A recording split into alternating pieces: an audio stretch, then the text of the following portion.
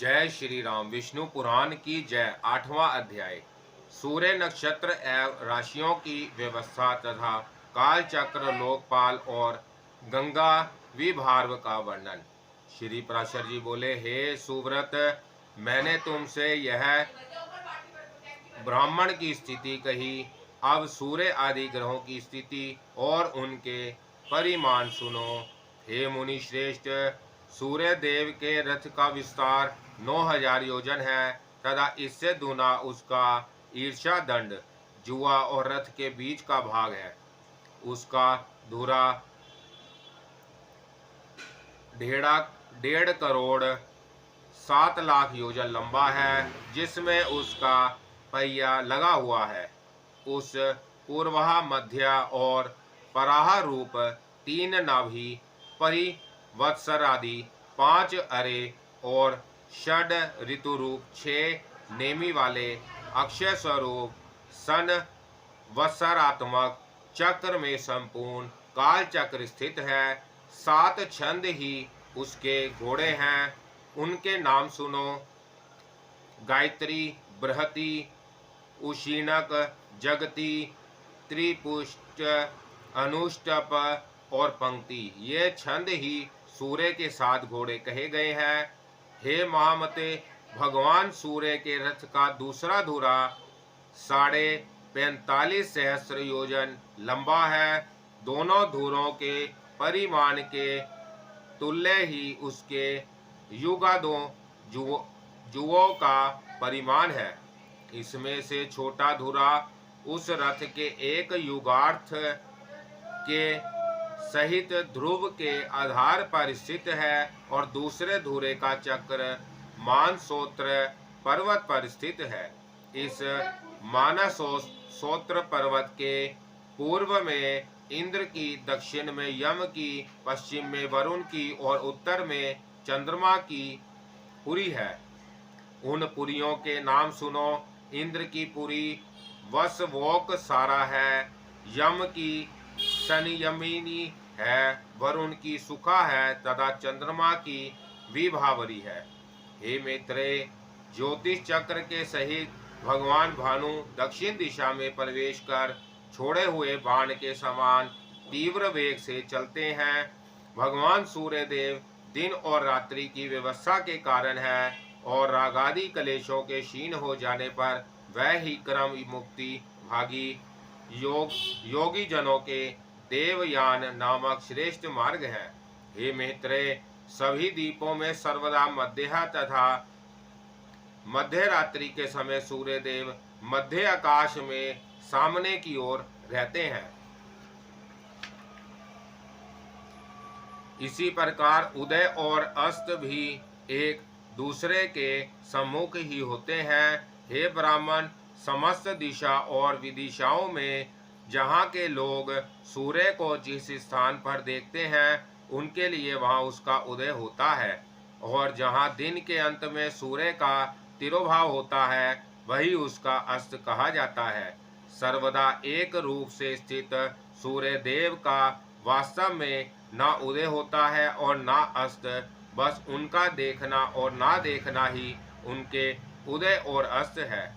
मध्य काल में इंद्रियादि में से किसी की पुरी पर प्रकाशित होते हुए सूर्य देव 3 पुरियों और 2 कोणों को प्रकाशित करते हैं। इसी प्रकार अग्नि और कोणों में से किसी एक कोण में प्रकाशित होते हुए वह 3 कोण और 2 पुरियों को प्रकाशित करते हैं। सूर्य देव उदय होने के अनंतर मध्य पर्यंत अपनी बढ़ती हुई किरणों से तपते हैं और फिर क्षीण होती हुई किरणों से अस्त हो जाते हैं। सूर्य के उदय और अस्त से ही पूर्व एवं पश्चिम दिशाओं की व्यवस्था हुई है। वास्तव में तो वह जिस प्रकार पूर्व में प्रकाश करते हैं, उसी प्रकार पश्चिम और पार्श्ववर्तिनी दिशाओं में भी करते हैं। सूर्य देव देव पर्वत सुमेरु के ऊपर स्थित ब्रह्मा जी की सभा के अतिरिक्त और सभी स्थानों को प्रकाशित करते हैं। उनकी जो किरणें ब्रह्मा जी की सभा में जाती हैं, वह उसके तेज से निरस्त होकर उल्टी लौट आती है। सुमेरु पर्वत समस्त द्वीप और वर्षों के उत्तर में है, इसलिए उत्तर दिशा में सदा दिन और रात रहते हैं। रात्रि के समय सूर्य के अस्त हो जाने पर उसका तेज अग्नि में प्रविष्ट हो जाता है, इसलिए उस समय अग्नि दूर ही से प्रकाशित होने लगता है। इसी प्रकार हे द्विज, दिन के समय अग्नि का तेज सूर्य में प्रविष्ट हो जाता है, अतः अग्नि के सहयोग से ही सूर्य अत्यंत प्रखरता से प्रकाशित होता है। इस प्रकार सूर्य और अग्नि के प्रकाश तथा उष्णतामय तेज परस्पर मिलकर दिन रात में वृद्धि को प्राप्त होते रहते हैं। मेरु के दक्षिण और उत्तरी भूम भूमध्य में सूर्य के प्रकाशित होते समय अंधकारमय रात्रि और प्रकाशमय दिन क्रमशः जल में प्रवेश कर जाते हैं। दिन के समय रात्रि के प्रवेश करने से ही जल कुछ ताम्रवर्ण दिखाई देता है, किंतु सूर्य अस्त हो जाने पर उसमें दिन का प्रवेश हो जाता है, इसलिए दिन के प्रवेश के कारण ही रात्रि के समय वह शुक्र वर्ण हो जाता है। इस प्रकार जब सूर्य पुष्कर द्वीप के मध्य में पहुंचकर पृथ्वी का तीसरा भाग पार कर लेता है, तो उसकी वह गति एक मुहूर्त की होती है, अर्थात उतने भाग के अतिक्रमण करने में उसे जितना समय लगता है वही मुहूर्त कहलाता है। हे द्विज, कुलाल कुलाल चक्र के सिरे पर घूमते हुए जीव के समान भ्रमण करता हुआ यह सूर्य पृथ्वी के 30 भागों का अतिक्रमण करने पर एक दिन रात्रि करता है। हे द्विज, उत्तरायण के आरंभ में सूर्य सबसे पहले मकर राशि में जाता है, उसके पश्चात वह कुंभ और मीन राशियों में एक राशि से दूसरी राशि में जाता है। इन तीनों राशियों को भोग चुकने पर सूर्य रात्रि और दिन को समान करता हुआ वैष्णवी गति का अवलंबन करता है, अर्थात वह भूमध्य रेखा के बीच में ही चलता है। उसके अनंतर नित्य प्रति रात्रि क्षीण होने लगती है और दिन बढ़ने लगता है। फिर मिथुन राशि से निकलकर उत्तरायण की अंतिम सीमा पर उपस्थित हो वह कर्क राशि में पहुंचकर दक्षिणायन का आरंभ करता है। जिस प्रकार कुलाल चक्र के सिरे पर स्थित जीव अति शीघ्रता से घूमता है, उसी प्रकार सूर्य भी दक्षिणायन को पार करने में अति शीघ्रता से चलता है, अतः वह अति शीघ्रता पूर्वक वायु वेग से चलते हुए अपने उत्कृष्ट मार्ग को थोड़े समय में ही पार कर लेता है। हे द्विज, दक्षिणायन में दिन के समय शीघ्रता पूर्वक चलने से उस समय के 3.5 नक्षत्रों को सूर्य बाहर मुहूर्तों में पार कर लेता है, किंतु रात्रि के समय उतने ही नक्षत्रों को 18 मुहूर्तों में पार करता है। कुलाल चक्र के मध्य में स्थित जीव जिस प्रकार धीरे धीरे चलता है, उसी प्रकार उत्तरायण के समय सूर्य मंद गति से चलता है, इसलिए उस समय वह थोड़ी सी भूमि भी अति दीर्घ काल में पार करता है। अतः उत्तरायण का अंतिम दिन 8वां मुहूर्त का होता है। उस दिन भी सूर्य अति मंद गति से चलता है और ज्योतिष क्रार्ध के 13.5 नक्षत्रों को एक दिन में पार करता है, किंतु रात्रि के समय वह उतने ही नक्षत्रों को 12 मुहूर्तों में ही पार कर लेता है। अतः जिस प्रकार नाभि देश में चक्र के मंद मंद घूमने से वहां का मात्र पिंड भी मंद गति से घूमता है, उसी प्रकार ज्योतिष चक्र के मध्य में स्थित ध्रुव अति मंद गति से घूमता है। हे मित्र, जिस प्रकार कुलाल चक्र की नाभि अपने स्थान पर ही घूमती रहती है, उसी प्रकार ध्रुव भी अपने स्थान पर ही घूमता रहता है। इस प्रकार उत्तर तथा दक्षिण सीमाओं के मध्य में मंडलाकार घूमते रहने से सूर्य की गति दिन अथवा रात्रि के समय मंद अथवा शीघ्र हो जाती है। जिस अयन में सूर्य की गति दिन के समय मंद होती है, उसमें रात्रि के समय शीघ्र होती है, तथा जिस समय रात्रि काल में शीघ्र होती है, उस समय दिन में मंद हो जाती है। हे द्विज, सूर्य को सदा एक बराबर मार्ग ही पार करना पड़ता है। एक दिन रात्रि में यह समस्त राशियों का भोग कर लेता है। सूर्य 6 राशियों को रात्रि के समय भोगता है और 6 को दिन के समय राशियों के परिणामानुसार ही दिन का बढ़ना घटना होता है तथा रात्रि की लघुता दीर्घता भी राशियों के परिमाण से ही होती है। राशियों के भोगानुसार ही दिन अथवा रात्रि की लघुता अथवा दीर्घता होती है। उत्तरायण में सूर्य की गति रात्रि में शीघ्र होती है तथा दिन में मंद, दक्षिणायन में उसकी गति इसके विपरीत होती है। रात्रि उषा कहलाती है तथा दिन व्युष्टि कहा जाता है। इन उषा तथा व्युष्टि के बीच के समय को संध्या कहते हैं। इस अति दारुण और भयानक संध्या काल के उपस्थित होने पर मनदेह नामक भयंकर राक्षस गण सूर्य को खाना चाहते हैं। हे मित्र, उन राक्षसों को प्रजापति का यह शाप है कि उनका शरीर अक्षय रहकर भी मरण नित्य प्रति हो। अतः संध्या काल में उनका सूर्य से अति भीषण युद्ध होता है। हे महामुने, उस समय द्विजोतम गण जो ब्रह्मा स्वरूप ओंकार तथा गायत्री से अभिमंत्रित जल छोड़ते हैं, उस व्रज स्वरूप जल से वह दुष्ट राक्षस दग्ध हो जाते हैं। अग्निहोत्र में जो सूर्य ज्योति इत्यादि मंत्र से प्रथम आहुति दी जाती है, उससे सह संशु दीननाथ देवतेमान हो जाते हैं। ओंकार, विश्व, तेजस और प्रज्ञ रूप तीन धामों से युक्त भगवान विष्णु है तथा संपूर्ण वाणियों का अधिपति है। उसके उच्चारण मात्र से ही वह राक्षस गण नष्ट हो जाते हैं। सूर्य विष्णु भगवान का अति श्रेष्ठ अंश और विकार रहित अंत ज्योति स्वरूप है। ओंकार उसका वाचक है और वह उसे उन राक्षसों के वध में अत्यंत प्रेरित करने वाला है। उस ओंकार का प्रेरणा से अति प्रदीप्त होकर वह ज्योति मन देह नामक संपूर्ण पापी राक्षसों को दग्ध कर देता है। इसलिए संध्योपासना कर्म का उल्लंघन कभी ना करना चाहिए। जो पुरुष संध्योपासन नहीं करता वह भगवान सूर्य का घात करता है। तदंतर उन राक्षसों का वध करने के पश्चात भगवान सूर्य संसार के पालन में प्रवृत्त हो बाल खिल आदि ब्राह्मणों से सुरक्षित होकर गमन करते हैं। 15 निमेष की एक काष्ठा होती है और 30 काष्ठा की एक कला गिनी जाती है। 30 कलाओं का एक मुहूर्त होता है और 30 मुहूर्त के संपूर्ण दिन रात होते हैं। दिनों का हार्स अथवा वृद्धि क्रम शय प्राय काल, मध्य काल और आधि दिवसंशों के ह्रास वृद्धि के कारण होते हैं, किंतु दिनों के घटते बढ़ते रहने पर भी संध्या सर्वदा समान भाव से एक मुहूर्त की ही होती है। उदय से लेकर सूर्य की 3 मुहूर्त की गति के काल को प्राय काल कहते हैं। यह संपूर्ण दिन का 5वां भाग होता है। इस प्राय काल के अनंतर 3 मुहूर्त का समय सांगव कहलाता है तथा सांगव काल के पश्चात 3 मुहूर्त का मध्य होता है। मध्य काल से पीछे का समय अपराह कहलाता है। इस काल भाग को भी बुद्ध जन 3 मुहूर्त का ही बताते हैं। अपराह के बीतने पर सयाह आता है। इस प्रकार 15 मुहूर्त और 3 मुहूर्त होते हैं।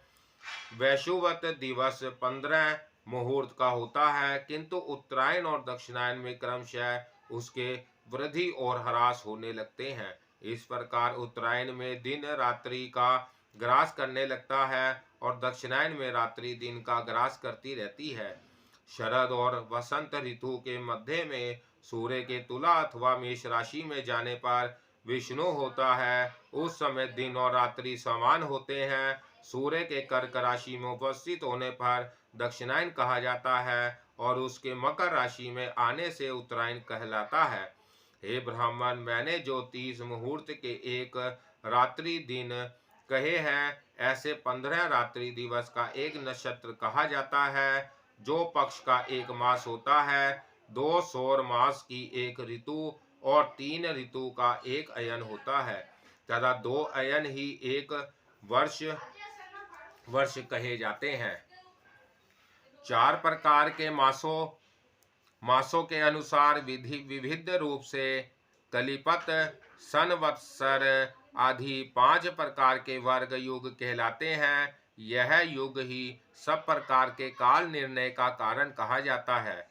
उनमें पहला संवत्सर, दूसरा परिवत्सर, तीसरा ईदत्सर, चौथा अनुवत्सर और पांचवा वत्सर है। यह काल युग नाम से विख्यात है। श्वेत वर्ष के उत्तर में जो श्रृंगवान नाम से विख्यात पर्वत है, उनके 3 श्रृंग हैं, जिनके कारण यह श्रृंगवान कहा जाता है। उनमें से एक श्रृंग उत्तर में, एक दक्षिण में तथा एक मध्य में। मध्य श्रृंग ही विषुवत है। शरत और वसंत ऋतु के मध्य में सूर्य वैषुवत श्रृंग पर आते हैं। अतः हे मित्र, मेष अथवा तुला राशि के आरंभ में तिमिरा प्रहारी सूर्य देव विष्णु व्रत पर स्थित होकर दिन और रात्रि को समान परिमाण कर देते हैं। उस समय यह दोनों 15-15 मुहूर्त के होते हैं। हे मुने, जिस समय सूर्य कृत्तिका नक्षत्र के प्रथम भाग अर्थात मेष राशि के अंत में तथा चंद्रमा निश्चय ही विशाखा के चतुर्थार्थ में हो, अथवा जिस समय सूर्य विशाखा के तृतीय भाग अर्थात तुला के अंतिम अंश का भोग करते हो और चंद्रमा कृति के प्रथम भाग अर्थात मेषांत में स्थित जान पड़े, तभी वह विष्णु नामक अति पवित्र काल कहा जाता है। इस समय देवता, ब्राह्मण और पितृगण के उद्देश्य से संशयचित होकर दान आदि देने चाहिए। यह समय दान ग्रहण के लिए मानो देवताओं के खुले हुए मुख के समान है। अतः विष्णु काल में दान करने वाला मनुष्य कृतकृत्य हो जाता है। युगादि के काल निर्णय के लिए दिन रात्रि, पक्ष, काल, कष्टा और क्षण आदि का विषय भली प्रकार जानना चाहिए। राका और अनुमति 2 प्रकार की पूर्णमासी तथा सिनी वाली और कुहू 2 प्रकार की अमावस्या होती है। माघ, फाल्गुन, चैत्र, वैशाख तथा ज्येष्ठ, आषाढ़ ये 6 मास उत्तरायण होते हैं। श्रवण, भाद्र, अश्विनी, कार्तिक तथा अगमनय, पोष ये 6 दक्षिणायन कहलाते हैं।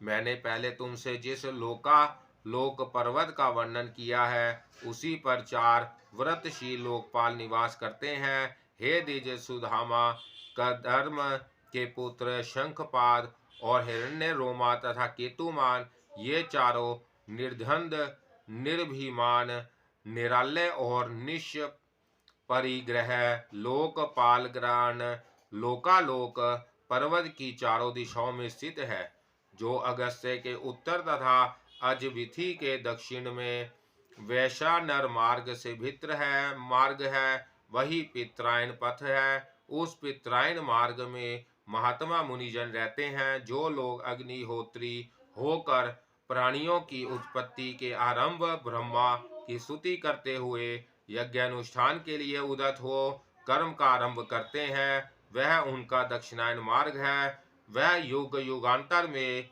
विचित्र हुए वैदिक धर्म की संतान तपस्या, वर्णाश्रम मर्यादा और विविध शास्त्रों के द्वारा पुनः स्थापना करते हैं। पूर्वतन धर्म प्रवर्तक ही अपनी उत्तरकालीन संतान के यहाँ उत्पन्न होते हैं और फिर उत्तरकालीन धर्म प्रचारक गण अपने यहाँ संतान रूप से उत्पन्न हुए अपने पितृकण के कुलों में जन्म लेते हैं। इस प्रकार वह व्रतशील महिष गण चंद्रमा और तारागण की स्थिति पर्यंत सूर्य के दक्षिण मार्ग में पुनः पुनः आते जाते रहते हैं। नागविथि के उत्तर और सप्तऋषियों के दक्षिण में जो सूर्य का उत्तरीय मार्ग है, उसे देवयान मार्ग कहते हैं। उसमें जो प्रसिद्ध निर्मल स्वभाव और जितेंद्रिया ब्रह्मचारी गण निवास करते हैं, वह संतान की इच्छा नहीं करते, अतः उन्होंने मृत्यु को जीत लिया है। सूर्य के उत्तर मार्ग में 80,000 उधर्वरेता मुनिगण प्रलय काल पर्यंत निवास करते हैं। उन्होंने लोभ के अनसंयोग, मैथुन के त्याग, इच्छा और देश की अप्रवृत्ति, कर्मानुष्ठान के त्याग, काम वासना के असहयोग और शब्दादि विषयों के दोष दर्शन इत्यादि कारणों से शुद्ध चित्त होकर अमरता प्राप्त कर ली है। भूतों के प्रलय पर्यंत स्थित रहने को ही अमरता कहते हैं। त्रिलोकी की स्थिति तक के इस काल को ही अपूर्ण मार्म कहा जाता है। हे द्विज, ब्रह्मा हत्या और अश्वमेघ यज्ञ से जो पाप और पुण्य होते हैं उनका फल प्रलय पर्यंत कहा गया है। हे मित्र, जितने प्रदेश में ध्रुव स्थित है, पृथ्वी से लेकर उस प्रदेश पर्यंत संपूर्ण देश प्रलय काल में नष्ट हो जाता है।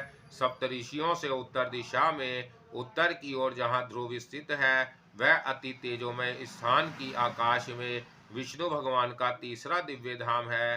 हे विप्र, पुण्य पाप के क्षीण हो जाने पर दोष पंक शून्य संयतात्मक मुनिजनों का यही परम स्थान है।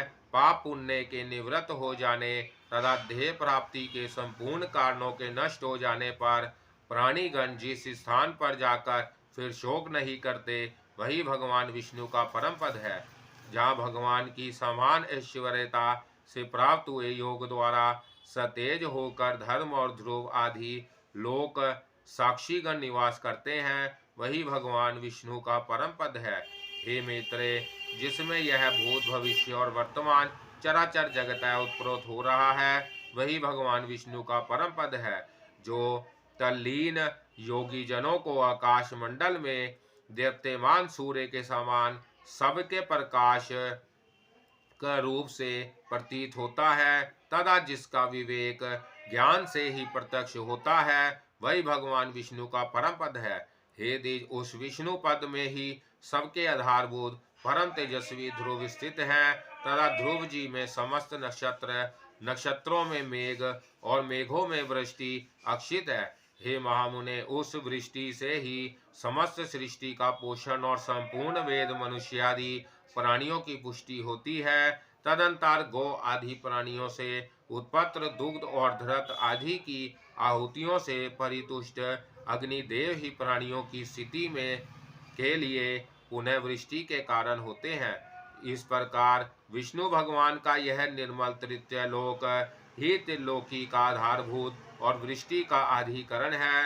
हे ब्राह्मण, इस विष्णु पद से ही देवंगनाओं के अंगराग से पांडुर वर्ण हुई सी सर्व पाप हारिणी श्री गंगा जी उत्पन्न हुई है। श्री विष्णु भगवान के वाम चरण कमल के अंगूठे के नभ रूप स्तोत्र से निकली हुई उन गंगा जी को ध्रुव दिन रात अपने मस्तक पर धारण करते हैं। तदंतर जिनके जल में खड़े होकर प्राणायाम परायण सप्त ऋषिगण उनकी तरंग भंगी से जटा कलाप के कम पायनमान होते हुए अधर्मश मंत्र का जप करते हैं, तथा जिनके विस्तृत जल समूह से आलंबित होकर चंद्रमंडल क्षय के अनंतर पुनः पहले से भी अधिक कांति धारण करता है, वह गंगा जी चंद्रमंडल से निकलकर मेरु पर्वत के ऊपर गिरती है और संसार को पवित्र करने के लिए चारों दिशाओं में जाती है। चारों दिशाओं में जाने से वह एक ही सीता, अलकनंदा, चशु और भद्रा इन चार भेदों वाली हो जाती है। जिसके अलकनंदा नामक दक्षिणायन भेद को भगवान शंकर ने अत्यंत प्रीतिपूर्वक 100 वर्ष से भी अधिक अपने मस्तक पर धारण किया था, जिसने श्री शंकर जी के जटा कलाप से निकलकर पापी सगर पुत्रों के अस्थि चूर्ण को अपलावित कर उन्हें स्वर्ग में पहुंचा दिया। हे मित्र, जिसके जल में स्नान करने से शीघ्र ही समस्त पाप नष्ट हो जाते हैं और अपूर्व पुण्य की प्राप्ति होती है, जिसके प्रभाव में पुत्रों द्वारा पितरों के लिए श्रद्धा पूर्वक किया हुआ एक दिन का भी तर्पण उन्हें 100 वर्ष तक दुर्लभ तृप्ति देता है। हे द्विज, जिसके तट पर राजाओं ने महायज्ञों से यज्ञेश्वर भगवान पुरुषोत्तम का यजन करके यह लोक और स्वर्ग लोक में परम सिद्धि लाभ की है, जिसके जल में स्नान करने से निष्पाप हुए यति जनों ने भगवान केशव में चित्त लगाकर अत्युत्तम निर्वाण पद प्राप्त किया है, जो अपना श्रवण, इच्छा, दर्शन, स्पर्श, जलपान, स्नान तथा यशोगान करने से ही नित्य प्रति प्राणियों को पवित्र करती रहती है, तथा जिसका गंगा गंगा ऐसा नाम 100 योजन की दूरी से भी उच्चारण किए जाने पर जीव के 3 जन्मों के संचित पापों को नष्ट कर देता है, त्रिलोकी को पवित्र करने में समर्थ वह गंगा जिससे उत्पन्न हुई है, वही भगवान का तीसरा परम पद है।